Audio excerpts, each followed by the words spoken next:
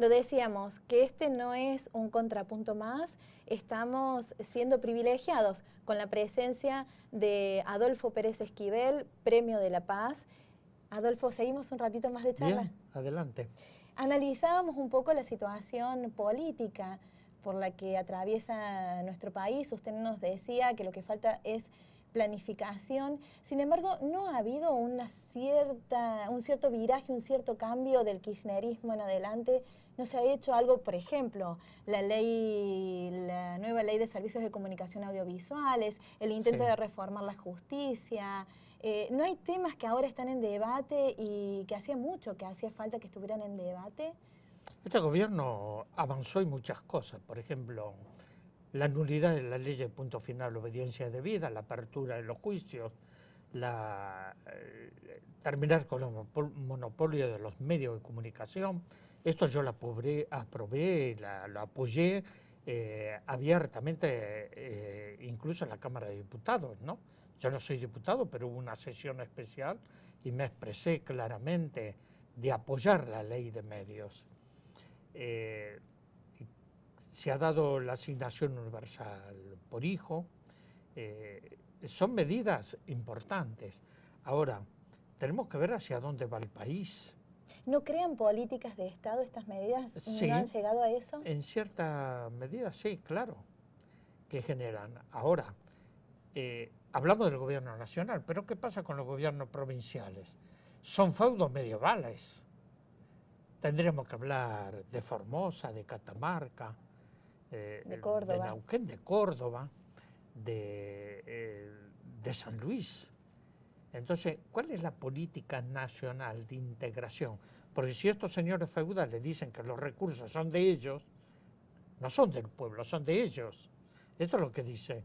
Y entonces, no dan la información sobre los contratos que hacen, el caso de Monsanto, el caso de la Chevron en Neuquén, en Vaca Muerta, los estudios de impacto ambiental.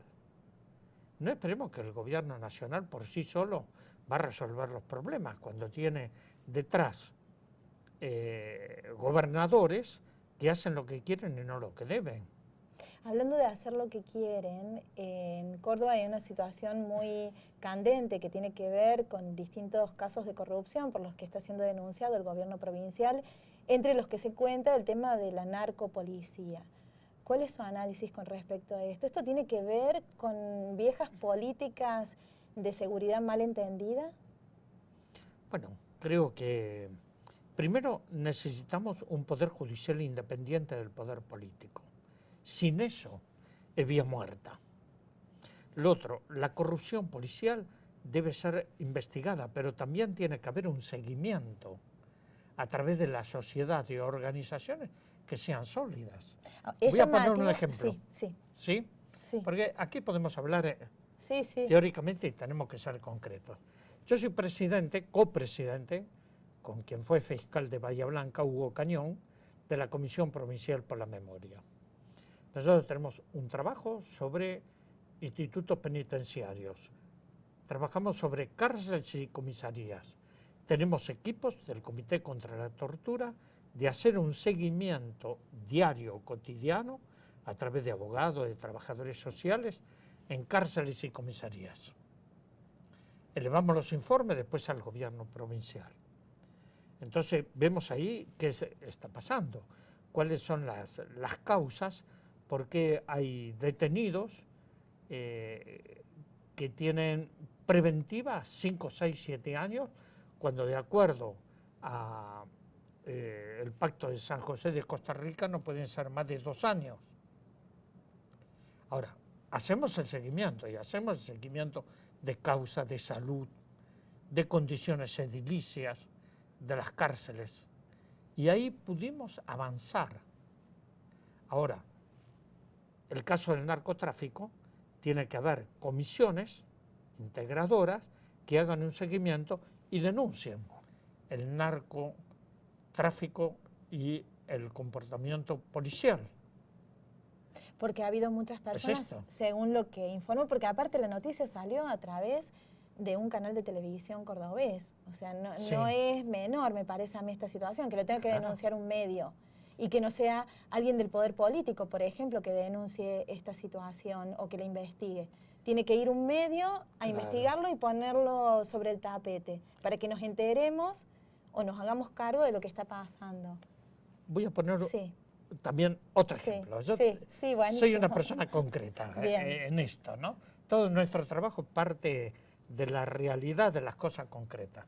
La reforma constitucional del año 94 contempla las consultas populares y los plebiscitos, que tienen que ser vinculantes.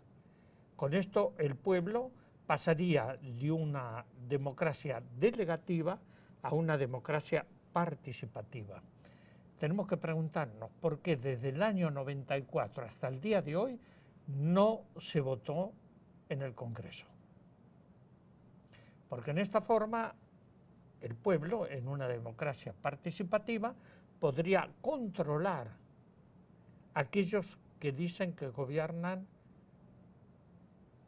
por el pueblo. Ujú, sí. Que el pueblo delega el poder y el pueblo no tiene que delegar el poder, porque si ese funcionario no cumple con el mandato del pueblo, hay que derogarle el mandato. Tiene que dar cuentas, además. Tiene que dar cuenta.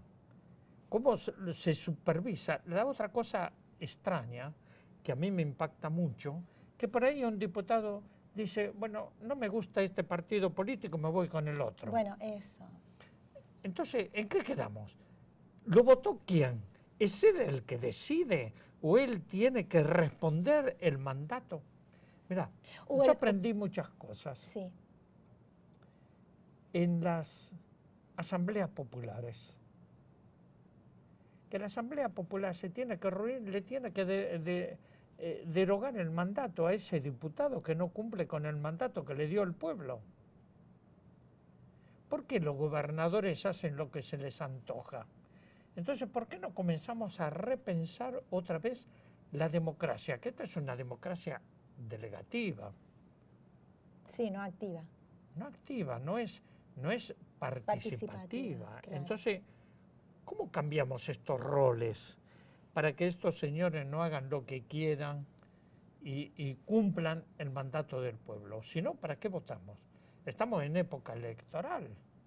Adolfo, se nos está acabando el tiempo, pero hay un tema que no quiero dejar de tratar con usted, porque aparte usted lo conoce de primera mano y se está discutiendo mucho, es el tema de la imputabilidad, bajar la edad de imputabilidad en la ley, sí, de los menores. Por ahí pasa el problema de la seguridad. ¿Cuál es su análisis sobre esto? Quien dice que hay que bajar la edad de imputabilidad, lo voy a decir con todas las letras, es un hipócrita. Así se lo digo a los diputados que están en esa actitud. Y yo le diría, miren, ese chico que vive en la calle, acérquesele, que se le acerque y le pregunte cuál es su seguridad. ¿Alguien se acercó a ese chico que es marginado, violentado, reprimido por la policía, marginado por la sociedad? ¿Cuál es su seguridad? Y que además es acusado como culpable de nuestra inseguridad. Claro. Encima los acusan de que ellos son los responsables. ¿Qué es la seguridad? Mira, para mí la seguridad pasa primero por la seguridad social, por la educación, la salud, las condiciones de vida. Que a ese chico que quieren bajarle la edad de imputabilidad no le roben la vida y la esperanza. Por favor. Usted sabe mucho No de es esto. un delincuente. Claro. No es un delincuente, es una víctima social.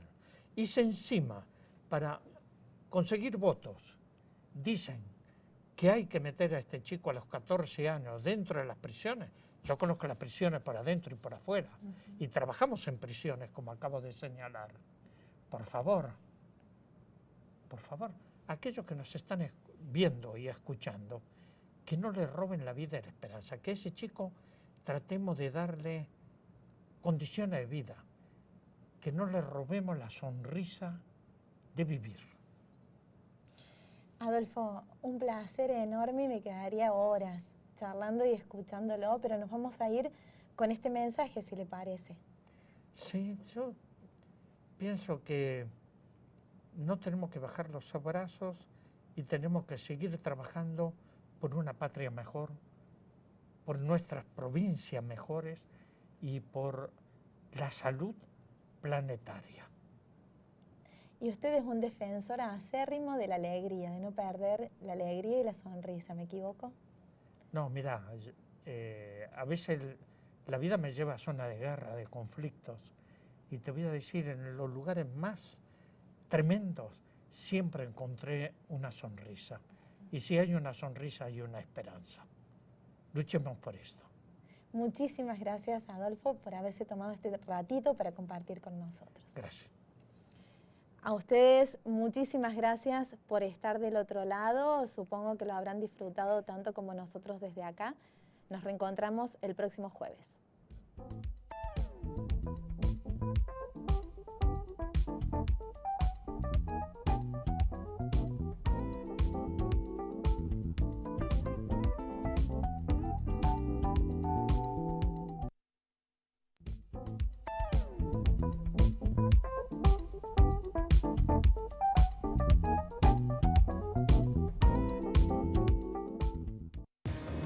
Fue una producción. Canal 4, TV Digital.